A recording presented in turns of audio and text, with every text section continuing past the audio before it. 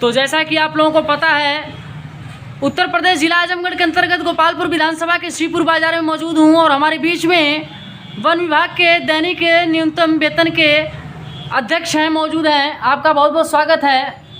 आपका भी बहुत बहुत स्वागत। और आप लोगों को जानकारी के लिए बता देता हूं मैं कि हमारे बीच में वन विभाग से अधिकारियों की आवाज़ को बुलंद करते हैं, समाज सेवा करते हैं। इनका नाम रामजतन यादव है, आप लोग जानते भी होंगे श्रीपुर बाजार में, और समाज सेवी के रूप में इनका नाम जाना जाता है।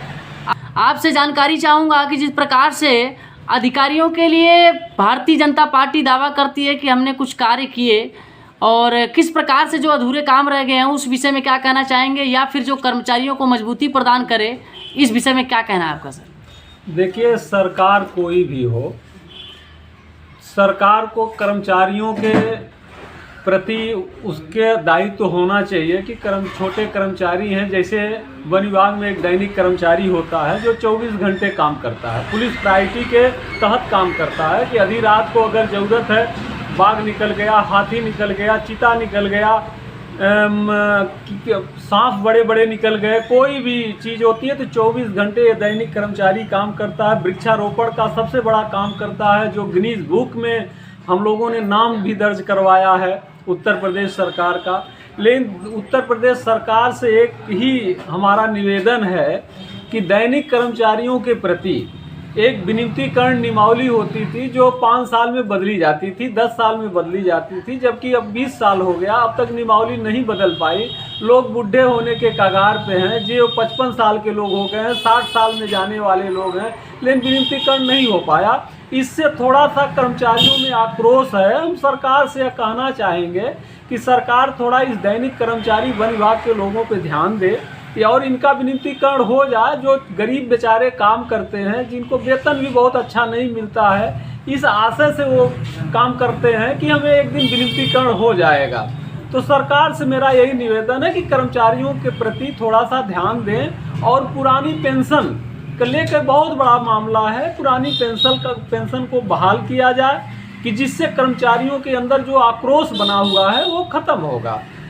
इसके साथ अब आगे तो जिस प्रकार से अभी आप लोग देख रहे थे, हमारे बीच में वन विभाग से अध्यक्ष थे रामजतन यादव, इन्होंने जानकारी दी कि जो कर्मचारी हैं उनके लिए सरकार को सोचना चाहिए, और सरकार इस विषय पर गंभीरतापूर्वक अगर कार्य करेगी तो कहीं ना कहीं जनता का भी सफलता होगी, अधिकारी भी खुश रहेंगे और सरकार को भी सफलता मिल सकती है। और अभी मैं कैमरे के सामने हमारे बीच में मौजूद हैं, खास लाइव डिबेट आप लोगों को मैं दिखा रहा हूँ। ये अपना दल से प्रदेश सचिव हैं, चंद्र बहादुर पटेल इनका नाम है, और अपना दल से रिप्रेजेंट करते हैं। सर बहुत बहुत स्वागत है आपका न्यूज़ 20 में।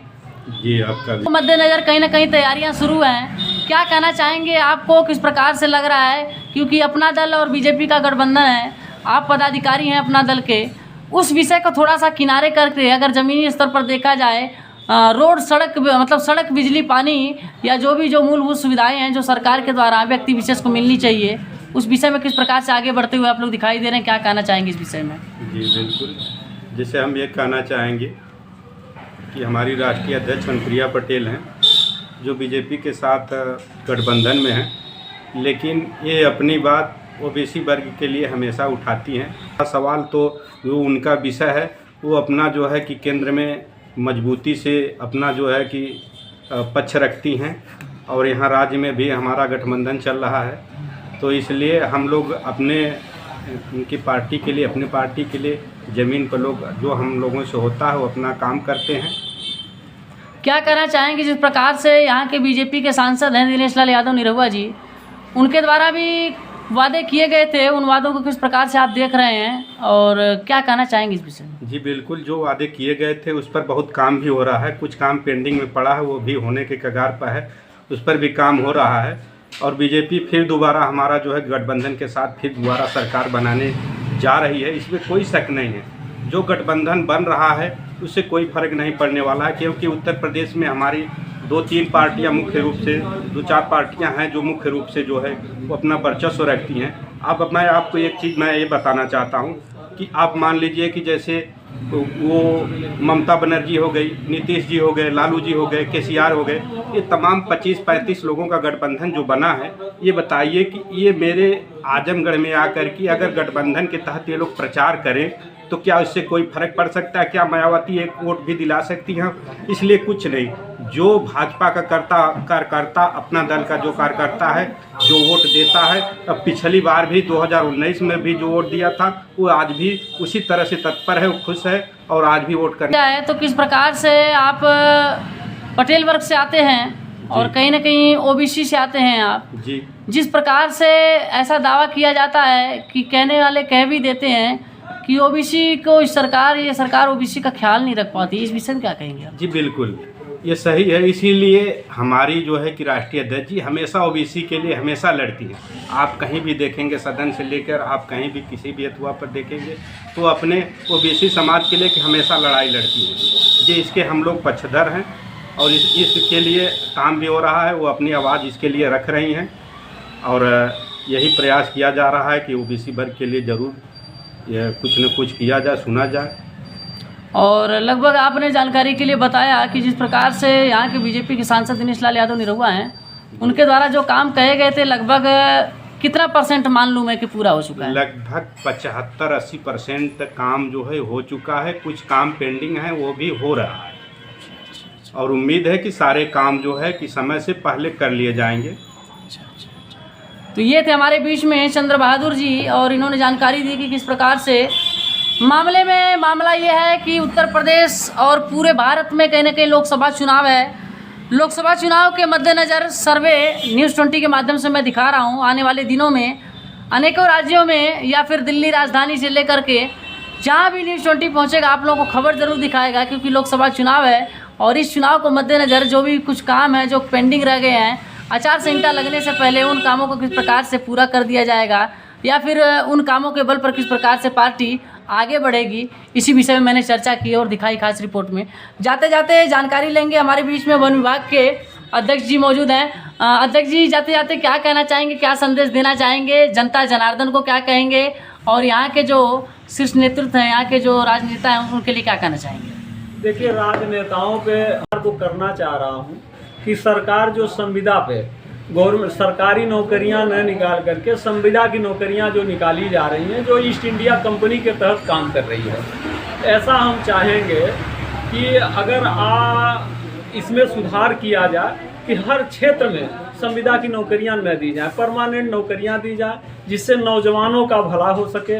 नौजवान जो दर दर भटक रहा है, यहाँ वहाँ दौड़ रहा है, इससे अर्थव्यवस्था खराब हो रही है। उनको सरकारी नौकरी के तहत उसके पात्र हैं, उनको नौकरी दिया जाए। जैसे बिहार में लोग आज के डेट में बिहार का एक हल्ला उठा हुआ है कि सरकारी नौकरी दी जा रही है, जैसे सुनने में भी आ रहा है, कर्मचारी भी बता रहे हैं।